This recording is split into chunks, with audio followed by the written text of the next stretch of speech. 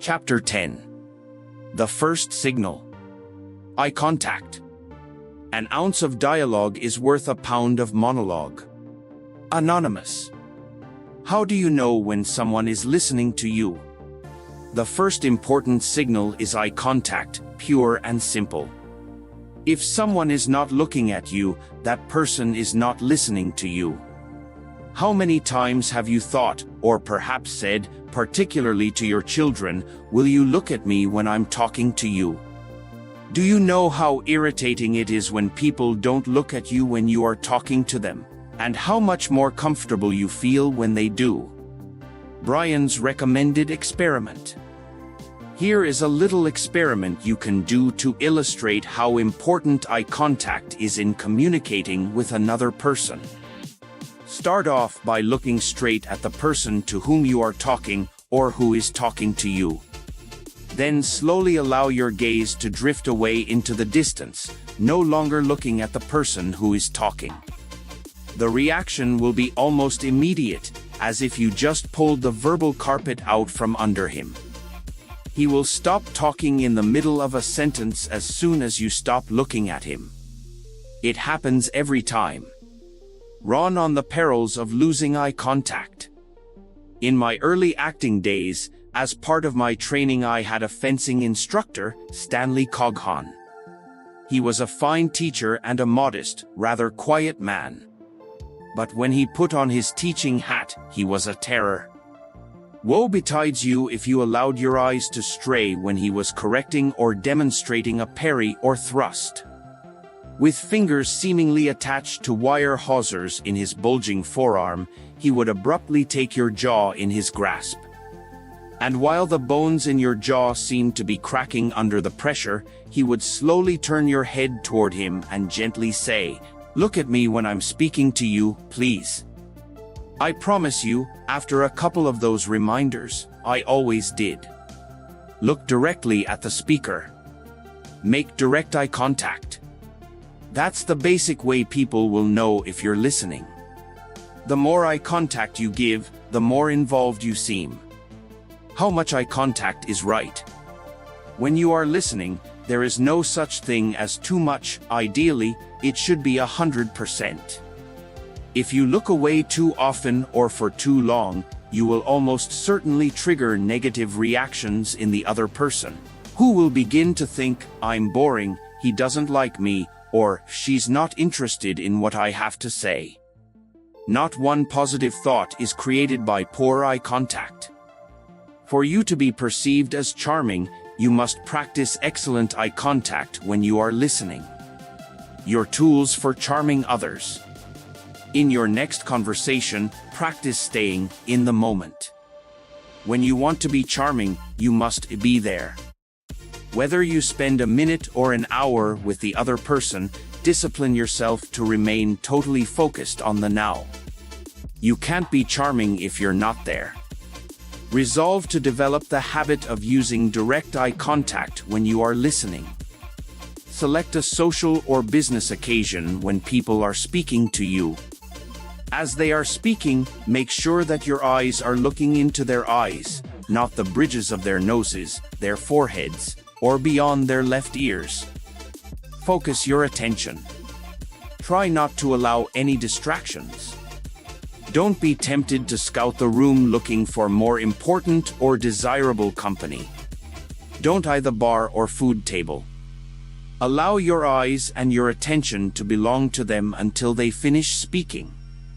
Practice the technique of focused eye contact at home with your family as well. Once you find yourself paying close attention to others naturally and easily, you may then move from good eye contact to superior eye contact, always a must for the skilled charmer. This brings us to Chapter 11 on the flick. Chapter 11. The second signal. The flick. The reason why we have two ears and only one mouth is that we may listen the more and talk the less. Zeno of Athens, 350 BC. When you are listening, superior eye contact requires an additional skill that increases the naturalness of your eye contact. It also helps to avoid the possibility of intimidation that intense eye contact can produce. Additionally, it suggests the depth of your involvement with the person and in what she or he is saying. It is called the flick. What is the flick? Flicking is the simple act of shifting your gaze from one of the person's eyes to the other while you are listening. If you want to see the flick in action, the next time you're watching television and there's a love scene where the young girl is looking into the young man's eyes, turn down the sound. As she gazes into his eyes, watch how her eyes flick from his one eye to the other. He will do the same. She will even create a triangle of flicks between his eyes and lips, making her eye contact very intimate and very sensual. Their eye movement mutually tells them how much their minds and feelings are actively engaged with each other. Genuine listening versus phony listening. You have probably experienced the reverse of this total engagement. Someone has been looking at you and very possibly making 100% eye contact, but you knew the lights were on but there was no one home. The other person was engaging in phony listening. He wasn't listening to you. His eyes had that glazed, vacant look, which immediately confirmed your worst suspicion: he wasn't really interested in you or what you had to say. What caused that vacant look? It's the lack of eye activity. The person's eyes seemed to be locked in one place, just staring at you. And the longer he just sat there, the more uncomfortable and even angry you felt. Move your eyes. If you want people to see that you are listening, your eyes must move. Just like you saw on TV, the more eye activity there is, the more you will appear to be involved. The less eye activity, the less you will appear involved, and where there is no eye activity, there will seem to be no involvement at all. A perfect example of no activity, no involvement was the presidential candidate and political gadfly, Ross Perot. Whenever you saw him on TV, either when he was speaking or listening, he rarely moved his eyes, he never seemed to blink. He just stared. This glaring absence of eye activity indicated he wasn't considering any other opinions. He wasn't weighing the value or merit of what was being said. His mind was made up. He was interested only in what he was going to say next. Your tools for charming others. Once you have mastered the art of prolonged eye contact, begin at home to practice and learn the technique of flicking. The next time you're listening to someone, concentrate on shifting your eyes back and forth between their eyes every now and then. Don't overdo it. You don't want to appear as though you've developed a tic. After some practice, you will quickly find you don't have to try to flick, it will just happen by itself. If you are concerned about how often you should flick, just watch someone who is a really good, attentive listener. Observe people when they are engaged in two-way conversations at work, at social engagements, or even on TV. The way they use their eyes will give you a good sense of what is appropriate. Eye flicks are one of the best signals that tell a speaker that she has captured your interest. Now let us look at another way to express charm. Chapter 12. The third signal, head tilts. Self-confidence adds more to conversation than wit. La Rochefoucauld. The motions you make with your body and head exert an inordinate influence on other people. Even dogs know this trick. If you have a dog, you probably sometimes feel that he is listening to you and that he understands you. That is why they say that a dog is man's best friend. There is a valuable lesson to be learned from your dog. Ron on how to look inquisitive. Many years ago, unbeknown to me, my wife Nikki brought home a young puppy. She hadn't meant to ignore me in making this decision on her own, but had fallen in love with the dog. When I arrived home that evening, bingo, there she was, a very cute, very spotted Dalmatian puppy. Cute. I knelt down to say hello. Just at the moment she jumped up to say hello, there was an immediate and painful collision between her muzzle and my muzzle. The result, a broken lip, my lip. But regardless of our first meeting, as the days, weeks, and months went by, Pepper became the love of both our lives. We often talked to her as though she could understand. And when we spoke, Pepper would always tilt her head this way and that. She looked for all the world as though she could understand our every word. Now, common sense tells us that that is impossible, but she sure looked as though she knew what we were saying.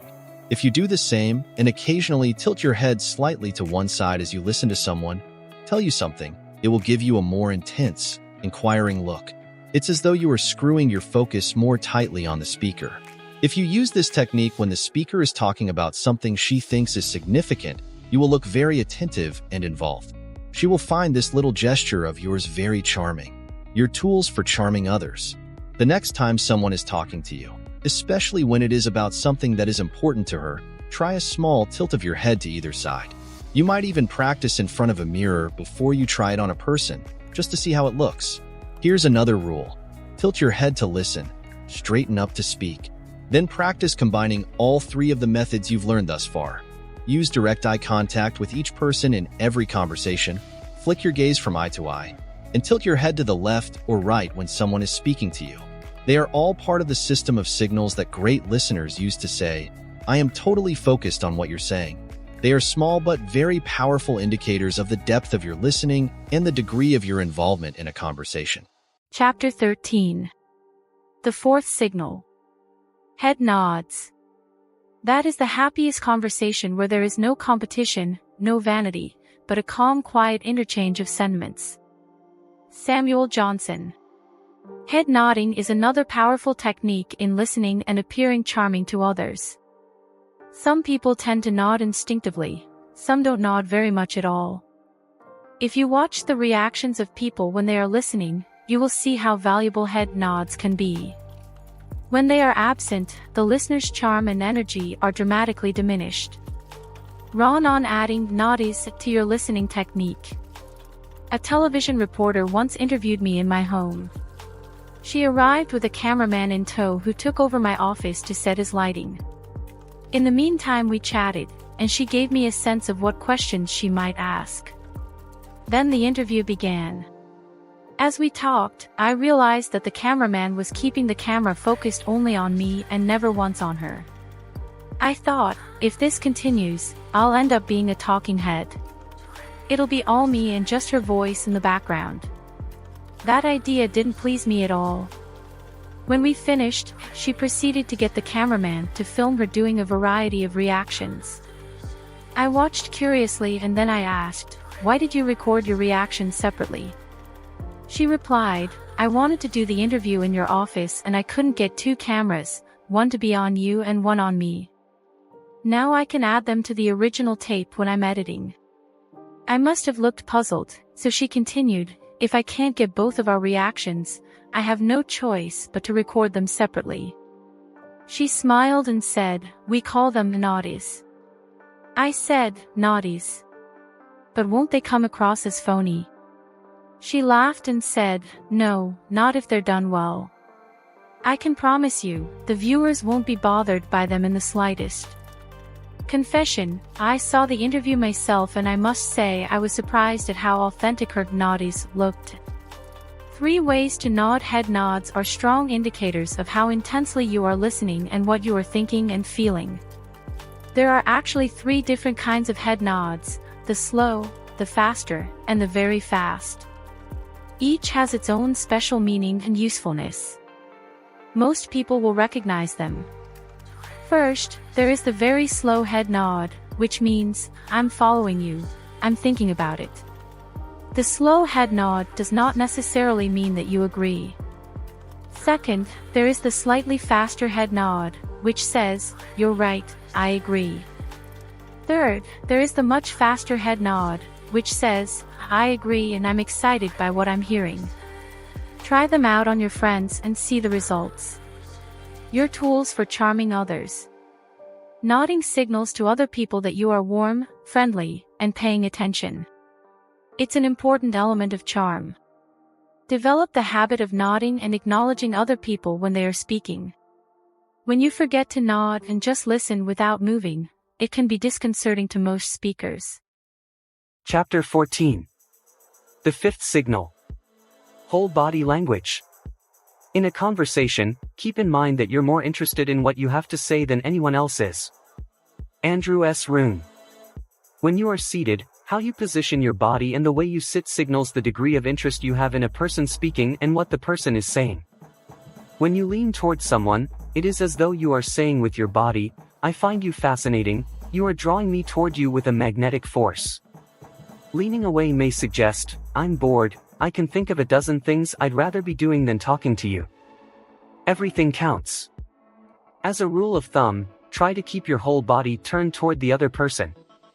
If you cross your legs, do so with your top leg and knee pointing toward the person. Make sure your arms are unfolded and use your hands for emphasis when you speak. In these ways, you create a clear picture of openness and receptivity. When you're standing, it's important to monitor the distance between you and the other person. To decide how much space is appropriate, check your own reactions when people get too close or too far from you. Then apply what you've learned in positioning yourself with others. If a person tends to inch closer to you, then you were too far away. If the person tends to ease away from you, then you are invading his or her comfort circle. The circles of communication. Imagine 3 concentric circles, with you as the center point. The first circle is about 2 feet from you to the other person. This is the personal or intimate space, reserved for romantic partners and family members.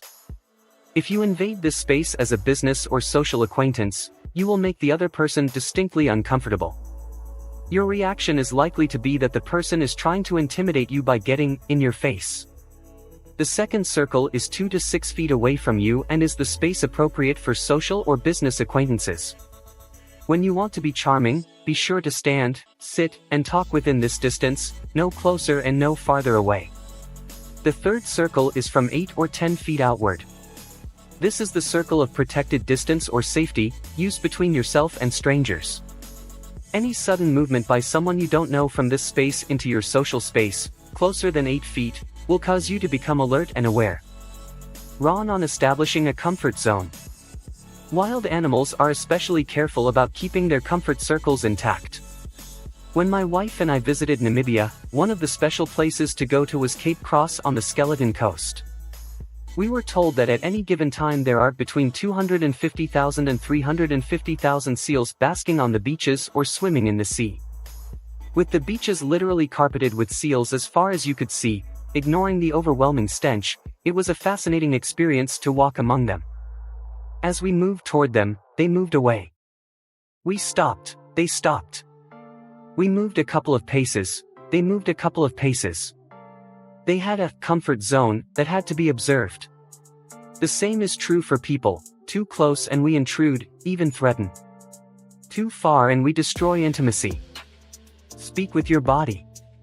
Whether you are standing or sitting, when you deliberately want to say with your body, "I think what you are saying is mesmerizing," lean in or move slightly closer, but make sure you don't intrude into the comfort circle.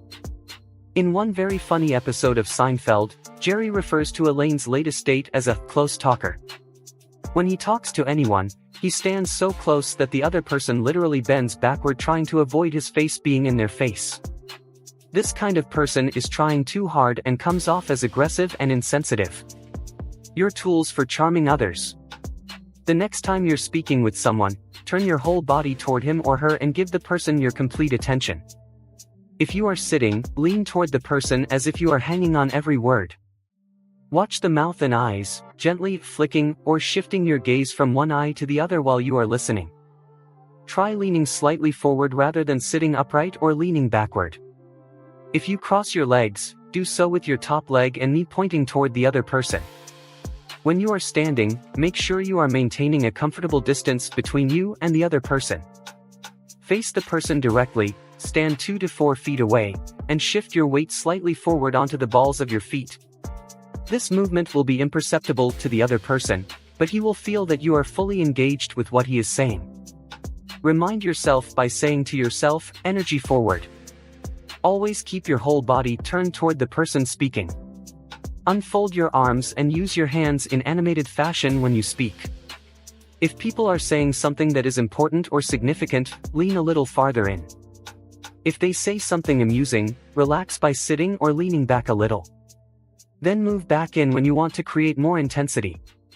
All of these signals suggest that you are fascinated by what the people you are talking to are saying. These techniques will make them feel wonderful and they will love you for it. Chapter 15. The Sixth Signal. Body language to avoid. Friendship is a strong and habitual inclination in two persons to promote the good and happiness of one another. Eustace Fudgel. Just as positive body language dramatically increases your charm quotient, there are certain body positions that affect people in a negative way. Many poor listeners are guilty of them. You may inadvertently be using these undesirable positions yourself. If so, you will want to avoid these charm busters in the future. Poor listeners make the mistake of turning their heads toward a person when they are speaking, but allowing their body to be inclined away from the speaker. This suggests that you don't really care about what the person is saying, but you're pretending that you do. Poor listeners sit with their legs crossed so that their top leg and knee points away from the speaker, thereby appearing to close themselves off to the message. Another negative message that destroys any chance of your being charming is when you slump in your chair, as if you want to ooze through the back and get away from the speaker. One of the best ways to counter this negative tendency is to sit up straight and not allow your back to touch the back of the chair. Often people make the mistake of folding their arms when they are listening. The speaker views this posture as a way of blocking out what she is saying. You can avoid this by making sure that your arms are unfolded and your hands are open to signal honesty, sincerity, and genuine interest. Observe the behavior of others. When you see one or more of these negative signals, the listener is telling you at an unconscious level that he is either not interested in what you are saying, or he is completely opposed to it. In personal relationships, especially at home, these contrary signals may indicate that the other person is agitated about something else and cannot pay attention to you until that issue is resolved. Dr. Albert Mehrabian of UCLA conducted a seminal study of communication some years ago and concluded that, in face-to-face conversation, your body language conveys 55% of the message you are sending. Your tone of voice conveys another 38% of the message, and the words themselves are responsible for only 7%. It is amazing how quickly others read your body language and draw conclusions about you, even if they are incorrect. That's why you must always be conscious of what you are saying by the way you position your body in conversation. It turns out that women are vastly more sensitive to body language than are men. Research shows that a woman can join a social gathering of 50 couples and assess the state of each of their relationships within about 10 minutes of entering the room. A man could spend hours in the same room and have no idea what was happening in the relationships of the other couples. Run on controlling what your body says to others. I once worked as an image coach with an attorney named Bruce who had been sent to me by his own attorney. It was a high-dollar lawsuit in which Bruce alleged that his new employers had fraudulently misrepresented themselves. He was to be deposed on video by a notably aggressive defense attorney. To check out how he would do on video, his attorney did some role-playing with him and questioned him as though he was actually being deposed. He recorded the result and then played it back. One look and he called me in. I decided to make my own video. For that purpose, his attorney had supplied me with a list of questions that Bruce might face during questioning. When he arrived, I sat him down and set up my video camera. Then I role-played being the opposing counsel and cross-examined him. Without comment, I just ran through some of the questions to see how he might come across to the jury. Then I played back the results for him to see. It was a real shock to him. Bruce was a big, overweight man dressed in expensive, but now tight-fitting clothes. There he was on the video monitor, slumped back in his chair, with his straining belly almost popping the buttons off his shirt. He rarely changed his position in any way, he just slumped. Even as we talked, he stayed slumped back away from the camera. I played back my recording and said to him, "Let's be objective. If you were a member of the jury who didn't know this man, how would he come across to you?" He was far from being a stupid man and tried to be truthful about his personal evaluation. He looks a little overweight and perhaps a little too sure of himself. I don't think he would make a good impression. He watched another minute or two of the videos and said, in fact, he would probably make a rather poor impression. He turned and looked at me and said, "If you were a member of the jury, how would he come across to you?" Without hesitating, I said, "Fat cat lawyer, makes a lot of money, smug, arrogant, doesn't give a damn." They're all alike, I'll show him. The point is that Bruce wasn't necessarily any of those things, but his body language and total demeanor created that impression. And that's how he would be judged. Something needed to be done. We worked hard on delivery techniques. He lost a little weight, which enabled him to avoid straining his button jacket, sat upright, softened his voice, and even leaned forward now and then as though he was eager to answer their questions. I was delighted to see him change from the fat cat to the gentle giant. He won his case. Sometimes people fold their arms or slump simply because it's comfortable to do so. I know I do. When you're with people, you should always be aware of signals that may create a negative impression and immediately change them. When you need to connect, when you want to be charming and persuasive, you must be in control of what your body is saying to make sure you are sending out all the right signals. Your tools for charming others. Be aware of your body language at home and at work. Consciously decide to send a positive message of warmth, concern, and involvement with the way you sit and stand. Observe the body language of others to see what kind of messages they are sending. Turn down the volume on your television and try to ascertain what the different actors are thinking or saying. Chapter 16. The seventh signal. Vocal reassurances. Friendship redoubleth joys and cutteth griefs in halves. For there is no man that imparteth his joys to his friend, but he joyeth the more, and no man that imparteth his griefs to his friend, but he grieveth the less. Francis Bacon. You will notice that good, active listeners always make little noises like aha, ah, or other assorted sounds.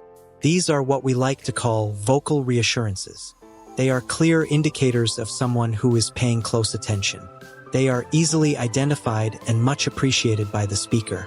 They increase your charm quotient, your tools for charming others. Make reassuring sounds each time you listen to another person. Allow your instincts to guide you as to when to use them. Combine your vocal reassurances with good eye contact and head nodding. Together, these signals tell a speaker that you are paying attention and thinking about what she is saying. If the other person starts to become more intense or excited, make your vocal reassurances a little louder to reflect the degree of your interest. Chapter 17. The eighth signal. Verbal reassurances. A friend is a person with whom I may be sincere. Before him, I may think aloud. Ralph Waldo Emerson. Vocal reassurances are essential to charm. But if you combine them with verbal reassurances, you double their impact. Eye contact, flicks, body inclines, and head nods and tilts together make a great impression on people, but once you add the power of vocal and verbal commentary, you become a totally charming conversationalist. The first type of verbal reassurance consists of noncommittal words and phrases. They are defined as noncommittal because they don't necessarily mean that you agree with what is being said. Words and phrases such as I see, really, or well, is that so, reassure people that you are listening and keeping in step with them, but you remain neutral. Noncommittal words or phrases are used as polite reassurances in general or casual conversation. They fill the air during small talk at cocktail parties and other social events. When you are prepared to commit yourself and want to agree or support what is being said, you then use words and phrases such as yes, without question, or I agree, absolutely, or you hit the nail right on the head, and the like. At this time, you become an ally in the conversation. You have taken sides. Before you offer such comments that convey agreement, always be sure this is what you want to do. When processing a person's words, tone of voice also has impact. Have you ever said something to make someone else angry, then declared your innocence by saying, "But I only said such and such"? Usually the other person responds immediately by saying, "It's not what you said, it's your tone of voice." Your tools for charming others. Introduce vocal and verbal acknowledgments into your everyday conversations, especially when you're on the phone.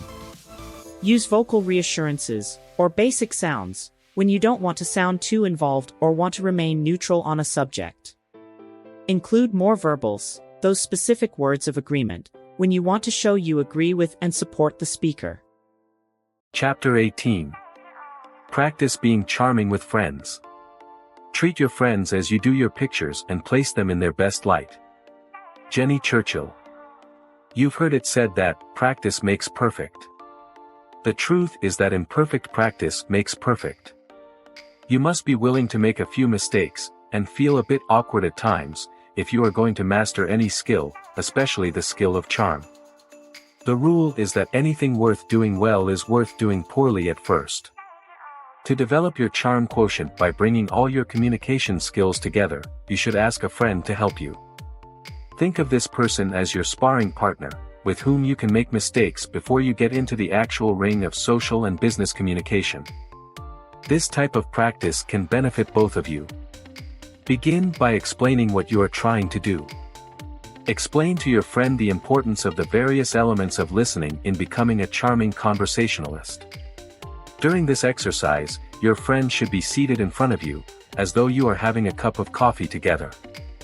You are going to try to react to your friend's conversation without talking back, just by listening. Then you'll be asking your partner for feedback on how much you seem to be involved.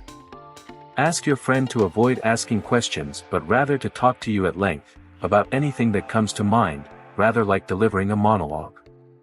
Also point out, at the very start, that you are serious about learning these listening skills, and it would help you a lot if there were no kidding around, no distractions, when practicing this exercise. Here's why. Run on taking listening skills seriously. Several years ago, my wife studied to become a Sangama in KwaZulu-Natal in South Africa. That's the Zulu equivalent of a shaman. Her training was long and arduous and took place over 3 years. Because we lived in San Diego for 6 months each year, she was given permission to divide her training into 3-month sessions. The sole condition was that I would help her continue her training when she was absent from Africa.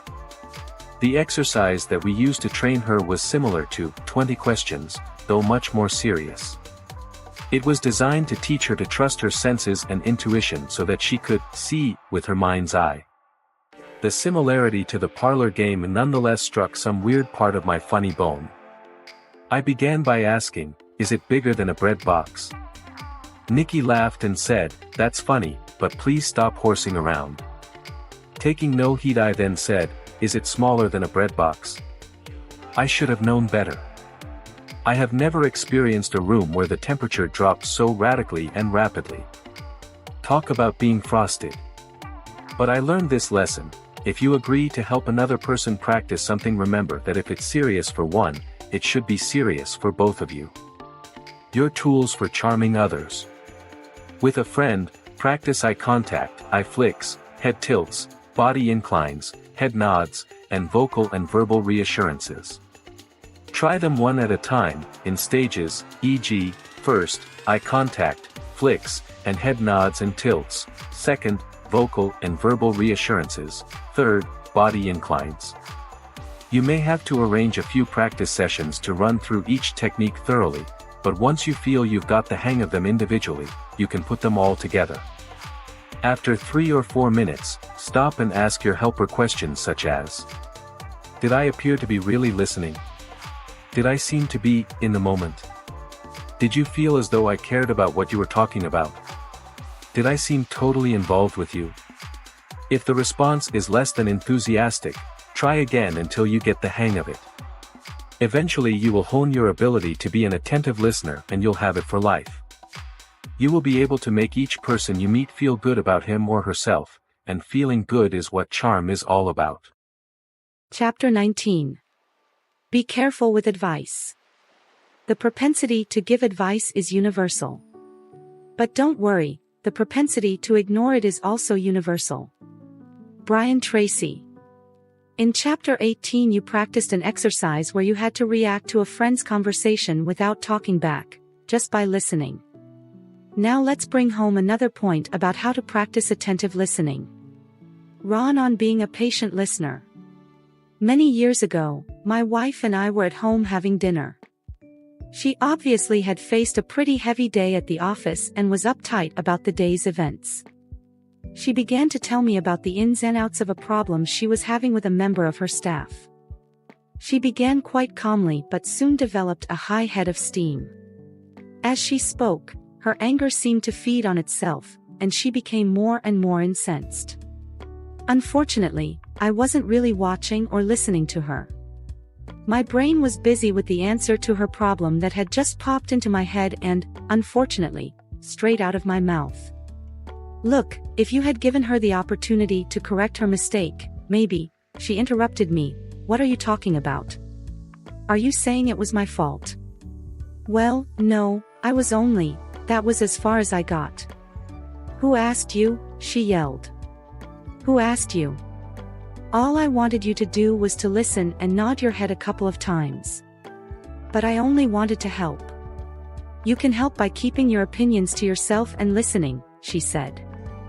I don't want any advice when I'm so angry. Nobody wants advice when they're that angry. She was right, nobody does. The moral of this story is that no matter how good you think you've become in displaying charming behavior, being a patient listener is the glue that holds all your skills together.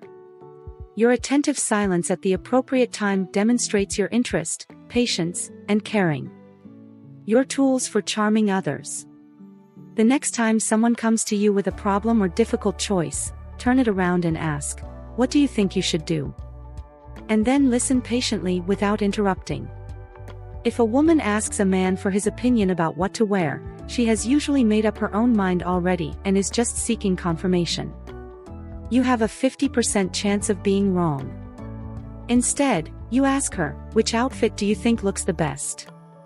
Whatever her answer, you agree and say, "That's the one I was going to choose." You'll sound like a genius, and charming as well.